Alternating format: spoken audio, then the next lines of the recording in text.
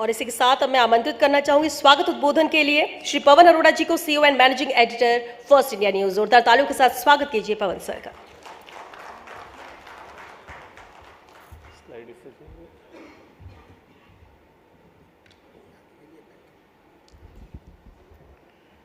नमस्कार।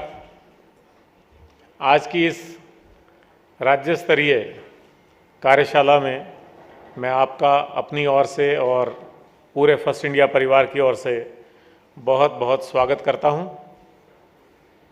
हमारा सौभाग्य है आज इस कार्यक्रम में ग्रामीण विकास विभाग के कैबिनेट मंत्री और आप सबके प्रिय डॉक्टर किरोड़ीलाल मीणा मुख्य अतिथि के रूप में विराजमान हैं। मंत्री जी के लिए मैं कभी कहता हूं ये संस्था है, आज मेरे मन में आ रहा है कि ये वन मैन आर्मी है।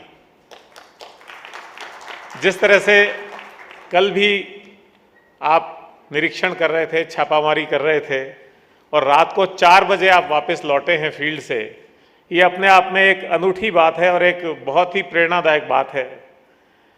ऐसी वन मैन आर्मी जिसका अपना सूचना तंत्र है, विभाग से जानकारी कोई आए उससे पहले ही आपको अपने सूत्रों से जानकारी मिल जाती है और किसी भी तरह के कोई भ्रष्टाचार की शिकायत हो, भ्रष्टाचार की कोई बात हो, उसको चेक करने, उसको दूर करने खुद ही सीधे पहुंच जाते हैं और डायरेक्ट एक्शन लेते हैं। ऐसे मंत्री ग्रामीण विकास विभाग को नेतृत्व दे रहे हैं, तो निश्चित तौर पर आने वाले समय में ग्रामीण विकास विभाग की जो भूमिका विकसित राजस्थान 2047 के संदर्भ में तय की गई है वो पूरी नहीं होगी बल्कि अपनी एक छाप छोड़ेगी, ऐसा मेरा विश्वास है। ये कार्यशाला फर्स्ट इंडिया का एक विजन है। जिस तरह से राज्य सरकार का विजन है, पहले प्रधानमंत्री मोदी ने विजन 2047 भारत के संदर्भ में दिया, उसके क्रम में सभी राज्यों ने अपना अपना विजन 2047 दिया और राजस्थान एक अग्रणी प्रदेश रहा जिसने पिछली 13 अक्टूबर को जब अमित शाह जी आए थे अपना राजस्थान का विजन डॉक्यूमेंट विजन 2047 लॉन्च कर दिया, एक्चुअली लॉन्च कर दिया। फर्स्ट इंडिया का भी ये विजन है कि ये जो विजन डॉक्यूमेंट लॉन्च हुआ है उसमें हर विभाग के जो दायित्व बताए गए हैं, जो भूमिका बताई गई है, जो रोल बताया गया है, उस रोल को उस विभाग से जुड़े हुए फील्ड फंक्शनरीज तक पहुंचाया जाए। हमारा काम केवल न्यूज़ दिखाना नहीं है बल्कि हम इसको अपनी सामाजिक जिम्मेदारी मानते हैं कि राजस्थान के विकास में हम भी अपना सहयोग दे सकें। इसलिए जो आप पूरे राज्य से, मैं बड़ी खुशी ये कहते हुए पूरे राज्य से जिला प्रमुख महोदय, उप जिला प्रमुख महोदय, उनके जो कार्यकारी अधिकारी हैं वो, प्रधान, उप प्रधान और उनके जो बीडीओज हैं वो यहाँ बड़ी संख्या में आज यहाँ मौजूद हैं और पूरे राज्य में यहाँ जो भी मंथन होगा उस बात को, उस विचार को, उस कार्य योजना को लेकर के जाएंगे और आने वाले समय में कैसे स्टेज वाइज हमको अपने अपने कार्य योजना का निष्पादन करना है, कैसे हमको कार्य योजना लागू करनी है, इस बारे में उनको पूरी जानकारी होगी। तो वो अपने ऑर्गेनाइजेशन में नीचे के स्तर तक, बिल्कुल आखिरी व्यक्ति तक इस कार्य योजना की जानकारी देंगे और उससे जो मिशन है वो वास्तविक रूप में धरातल पर उतर पाएगा।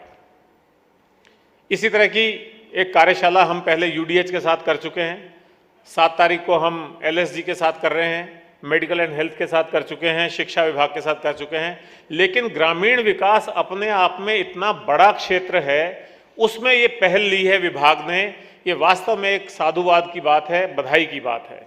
मैं इसी मौके पे विभाग की एसीएस श्रेया गुहा जी का भी धन्यवाद ज्ञापित करना चाहूँगा। जैसे ही हमने प्रस्ताव दिया, मंत्री जी ने उसको हाथों हाथ विभाग में भेजा और श्रेया जी ने उसको फटाफट एग्जीक्यूट कराया। जुगल जी यहाँ बैठे हुए हैं, इन लोगों ने सब ने मिलकर के इसको अमली जामा पहनाया और आप सब लोगों को आमंत्रित किया आज की इस कार्यशाला में। जब हम बात करते हैं विजन डॉक्यूमेंट 2047 की, तो मेरा ऐसा मानना है कि उसमें ग्रामीण विकास विभाग से ज़्यादा बड़ी भूमिका किसी और की नहीं।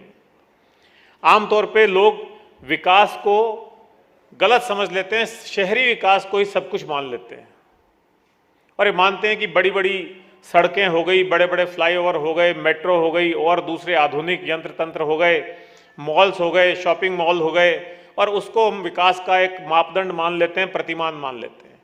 ये मैं मानता हूं ऐसा ही है जैसे कि हम सोचें कि चेहरा खूबसूरत है लेकिन बाकी पूरा शरीर रोगग्रस्त है या स्वस्थ नहीं है। ये हम सबको पता है, हम बचपन से पढ़ते आ रहे हैं कि भारत गांवों का देश है।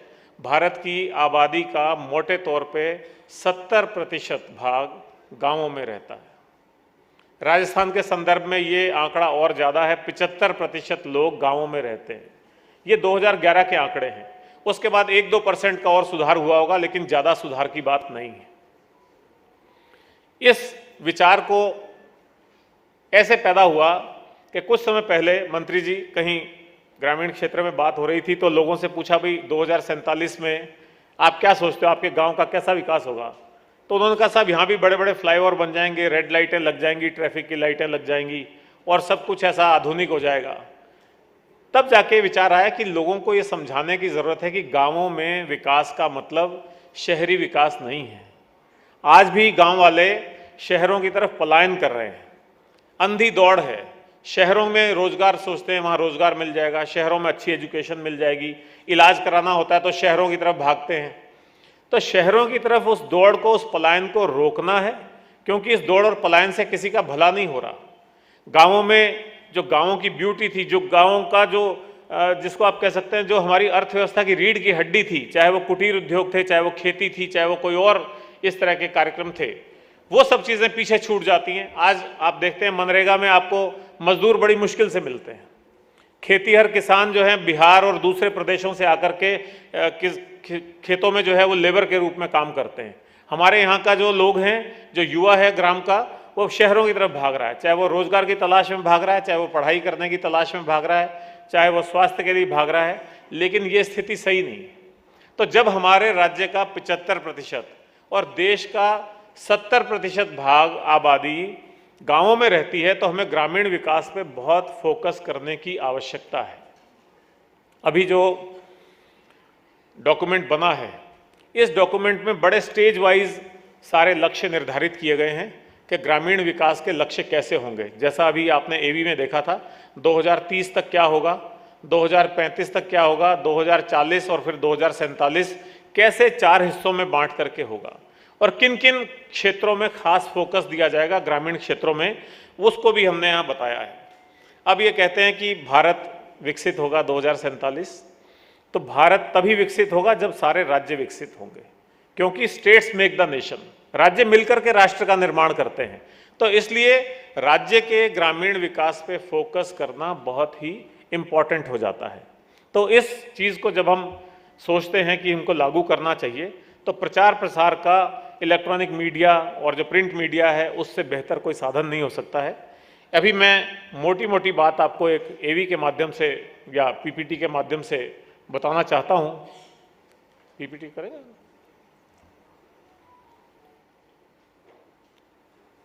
इससे होगा?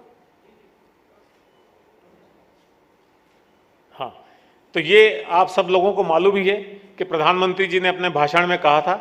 उसके बाद राजस्थान में इस चीज को लागू करने का निर्धारित किया गया और 4 स्तंभ रखे गए मुख्य तौर पे, गरीब, युवा, अन्नदाता और नारी शक्ति, जिसको ज्ञान भी कहा गया, उस रूप से इसको 4 रखा गया।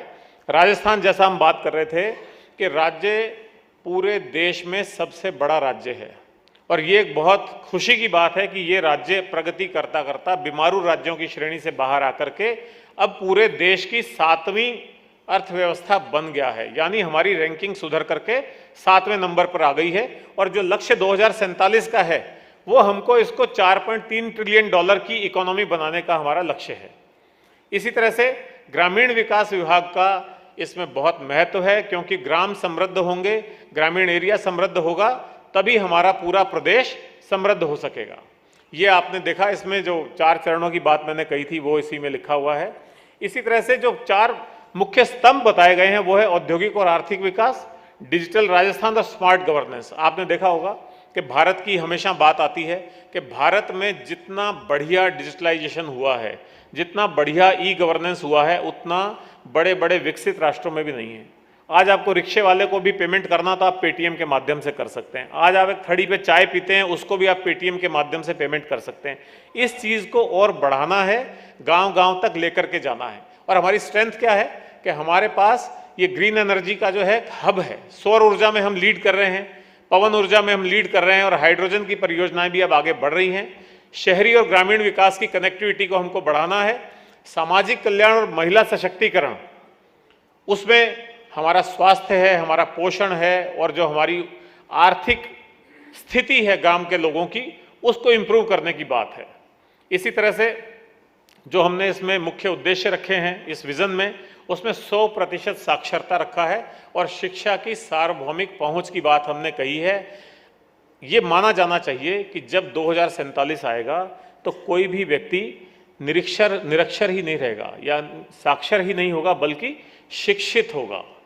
कोई ना कोई एक बेसिक, चाहे वो प्राइमरी एजुकेटेड हो, चाहे वो मिडिल एजुकेटेड हो। अभी हम पढ़े लिखे को साक्षर से भ्रमित हो जाते हैं। साक्षर का मतलब है उसको अक्षर ज्ञान है, लेकिन हमारा साक्षर होना ही पर्याप्त नहीं है, हमको शिक्षित करना है सभी को।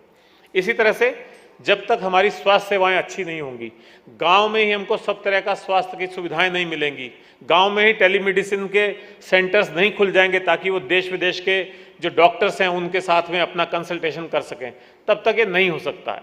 इसी तरह से पर्यावरण संरक्षण और युवाओं और महिलाओं का सशक्तिकरण, और उसमें जो सबसे बड़ी बात है वो है कौशल विकास, यानी स्किल डेवलपमेंट। अगर ग्राम के आदमी को, महिला को अगर हम कौशल विकसित कर देते हैं, उसको स्किल डेवलपमेंट में लगा देते हैं, गांव-गांव में आईआईटी खोल देते हैं, महिलाओं के प्रशिक्षण के केंद्र बना देते हैं, तो आज भी आप देखते हैं ऐसे बहुत उदाहरण हैं जिनको थोड़ा सा भी स्किल डेवलपमेंट हुआ तो उनकी आर्थिक स्थिति में कई गुना सुधार हुआ है। जैसे बाड़मेर की रूमा देवी फाउंडेशन है, आपने देखा है ग्रामीण महिला ने कैसे लोगों में स्किल का डेवलपमेंट करके, लोगों को एक कौशल विकसित करके कैसे उनकी आर्थिक स्थिति को सुधारा है। अब ग्रामीण विकास विभाग की जो प्रासंगिकता है वो बेसिकली कृषि और संबद्ध क्षेत्र है। हमारी अर्थव्यवस्था में कृषि का बहुत बड़ा रोल है। आज हम भ्रमित हो रहे हैं, कृषि के नए नए तकनीक आ गई हैं, उन नई नई तकनीकों को हमको गांव लेवल पे पहुंचाना होगा। विकसित भारत या विकसित राजस्थान का एक बहुत बड़ा पॉइंट है कि हमारे उन्नत कृषि होनी चाहिए। कृषि का उत्पादन कई गुना बढ़ाया जा सकता है। आज जो किसान एमएसपी पे, मिनिमम रिजर्व प्राइस पे जो निर्भर रहते हैं, वो नहीं होकर के बाजार में उनको बेहतर मूल्य मिलना चाहिए, जिससे वो उस काम में लगे रहें और बेहतर तकनीक से कृषि करें।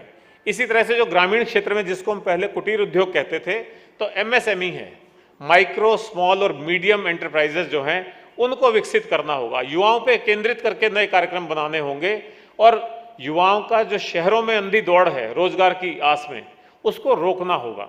इसके अलावा जो ग्रामीण बुनियादी ढांचे की हम बात कर रहे हैं, तो हर घर में बिजली, हर घर में पीने का पानी और सड़क कनेक्टिविटी। सड़क कनेक्टिविटी किस लिए? कि किसान अपनी उपज को कृषि उपज मंडियों तक ले जा सके, उसको बेहतर मूल्य मिल सके। किसी भी विकसित देश में आप देखेंगे तो उसका पर कैपिटा जो बिजली का कंजम्पशन है वो बहुत ऊंचा होता है और ये एक विकास का मानक होता है। तो गांवों में एक आम धारणा बन गई है कि 8 घंटे बिजली आएगी, उसमें जद्दोजहद इस बात पे रहती है कि बिजली रात को नहीं आए, सब दिन में आ जाए। तो ये सब चीजें भूल करके आने वाले समय में हम विकसित तभी कहला पाएंगे जब गांव के हर घर में 24 घंटे बिजली उपलब्ध होगी, पीने का पानी नल से आएगा, जो जेजेएम आपकी है, जल जीवन मिशन है, वो इसमें काम करेगा। सड़कों की कनेक्टिविटी की बहुत सारी योजनाएं चल रही हैं और बिजली के मामले में भी मैं कहना चाहता हूं, मंत्री जी खुद समझते हैं इस बात को कि राजस्थान आने वाले समय में केवल बिजली के क्षेत्र में आत्मनिर्भर ही नहीं होगा, बल्कि अन्य प्रदेशों को यहाँ से बिजली उपलब्ध होगी।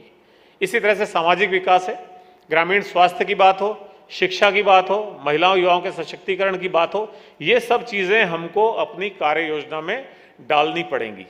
इसके अलावा आधुनिक कृषि की हमने बात करी और रोजगार और कौशल विकास की हमने बात करी। एक बात है कि कुछ लक्ष्य रखे गए हैं। लक्ष्य क्या होने चाहिए? ऐसी चीज़ें जिनको अगर हम देखें तो हमें मालूम होना चाहिए कि हम वास्तव में विकास के एक मिनिमम लेवल को अचीव कर चुके हैं। तो जीवन प्रत्याशा जो अभी 70 साल है, उसको बढ़ा करके लाइफ एक्सपेक्टेंसी को 77 साल करने का लक्ष्य रखा गया है। लेकिन पीछे अभी हमने मेडिकल हेल्थ के कार्यक्रम में भी कहा था कि ये केवल आयु बढ़ाने जैसी बात नहीं होनी चाहिए, बल्कि स्वास्थ्य के साथ आयु बढ़नी चाहिए, तभी इसका उपयोग है। शिशु मृत्यु दर, किसी भी विकसित देश में आप देखेंगे शिशु मृत्यु दर न्यूनतम होती है, अभी इसकी संख्या बहुत ज़्यादा है। उसको घटा करके 1000 जीवित जन्मों पे 10 या उससे कम करने का लक्ष्य हमारा होगा। इसी तरह स्कूलों में 100% नामांकन होगा। कंप्यूटर की शिक्षा यानी डिजिटल एजुकेटेड हर व्यक्ति होगा। महिलाओं को जो रोजगार में है 60% से ज़्यादा के अवसर मिलने चाहिए और ग्रामीण और शहरी विकास के क्षेत्र में अंतर कम से कम होना चाहिए। इसी तरह बाकी जो विभाग की योजनाएं हैं, आपका आजीविका मिशन है, प्रधानमंत्री आवास योजना है, ग्रामीण आवास योजना है, तो ये सब चीज़ें इसका पार्ट हैं। इसके जो चुनौतियां हैं, निश्चित तौर पे हम संक्षेप में इस चुनौतियों की बात भी कर लेते हैं कि ग्रामीण जनसंख्या बहुत विशाल है और इंफ्रास्ट्रक्चर या संसाधन उस अनुपात में हमारे पास नहीं है और कुछ बड़ा इलाका हमारा रेगिस्तान भी है। तो उस सब को ध्यान में रखते हुए हमको अपने कार्रवाई करनी होगी। दूसरा, कृषि पे बहुत अधिक निर्भरता है, उद्योग धंधे कम हैं, एमएसएमई का काम अभी कम हुआ है, स्किल डेवलपमेंट का काम अभी कम हुआ है। जलवायु कई बार हमारे अगेंस्ट हो जाती है, यहाँ गर्मी पड़ती है तो भयंकर गर्मी पड़ती है, सर्दी पड़ती है तो भयंकर सर्दी पड़ती है। लेकिन इसी तरह से हमारे पास इसके अवसर भी हैं। हमारे जो प्रदेश की विशिष्टताएं हैं वो हमको इसके विकास के अवसर प्रदान करती हैं, जैसे ग्रामीण उद्योग, ग्रामीण पर्यटन, गाँवों में सौर ऊर्जा, जो रिन्यूएबल एनर्जी है उसका बहुत बड़ा स्कोप है। इसी तरह से जो हमारे ग्रामीण युवा हैं, कहते हैं भारत युवाओं का देश है, तो जो ग्रामीण हैं हमारे, उनमें जो हम एक तरह से कह सकते हैं जो मैन पावर है उसका हम सही उपयोग अगर करना चाहें तो निश्चित तौर पे विकास की मार्ग में वो प्रशस्त होगा, उसमें बाधा नहीं आएगी कभी।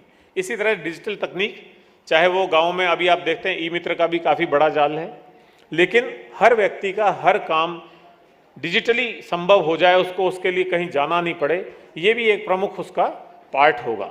तो ये एक मैंने आपके सामने मोटा मोटा खाका इस विज़न 2047 का खींचा है कि राजस्थान के संदर्भ में हमारी क्या चुनौतियां हैं, हमारे क्या अवसर हैं, हमारे क्या इसमें लक्ष्य होने चाहिए। अब ये सारी बात होने के बाद मुझे मंत्री जी कुछ समय पहले बता रहे थे कि अब विभाग इस पे काम कर रहा है कि कैसे क्षेत्रवार, बिंदुवार या जो जो सेगमेंट्स हैं, चाहे वो शिक्षा का है, चाहे वो स्वास्थ्य का है, चाहे वो स्किल डेवलपमेंट का है, चाहे वो खेती का है, उनकी अलग अलग माइन्यूट माइक्रो कार्य योजनाएं बने और फिर उन कार्य योजनाओं पे जो काम हो रहा है उस काम की प्रॉपरली नियमित रूप से मॉनिटरिंग हो।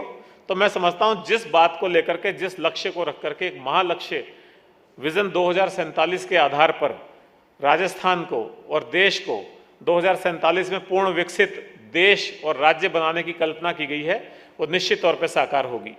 आप सब लोग यहाँ इतनी बड़ी संख्या में आए, माननीय मंत्री जी रात को सुबह 4 बजे फ्री होकर के आए, उसके बावजूद समय पर आप यहाँ इस कार्यक्रम में मौजूद हैं, तो इससे हमें पता लगता है कि विभाग खुद कितना गंभीर है। हमारा काम तो एक कैटलिस्ट का है, एक उत्प्रेरक का काम है। हम तो केवल इस बात को आम जनता तक पहुँचाना चाहते हैं कि ये विभाग की उपलब्धियाँ हैं, ये विभाग की कार्य योजना है और ये विभाग की मंशा है। तो सभी लोग इसमें अपना सहयोग दें और राजस्थान की जो वर्तमान सरकार है, भजन लाल सरकार है, वो जिस गति से सभी क्षेत्रों में काम कर रही है, तो मैं समझता हूँ कि ग्रामीण क्षेत्र में विकास का जो ये अध्याय है ये भी बहुत जल्दी पूरा होगा। बहुत बहुत शुक्रिया।